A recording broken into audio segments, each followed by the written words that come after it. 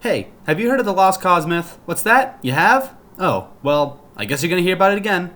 Anyway, chances are you're familiar with this little thing known as the American Civil War. And you're probably also familiar that before the war, all the Southerners wanted to keep their slaves and move west, which they weren't allowed to do. So they decided to have a 4-year-long discussion with the North to let them leave the Union. They ended up losing the discussion and their slaves, but they didn't want history to remember them as a bunch of evil racists. So during Reconstruction, they made the Lost Cause myth. This myth was a 3-part program, starting with the claim that the war was never about slavery, it was about preserving the state's rights.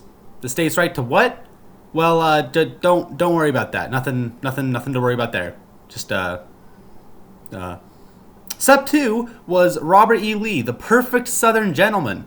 Basically, they tried convincing the world that my man Robert was the pinnacle of masculinity in the civilized world. So how could we be the bad guys if our culture was able to raise such a beautiful sample of humanity?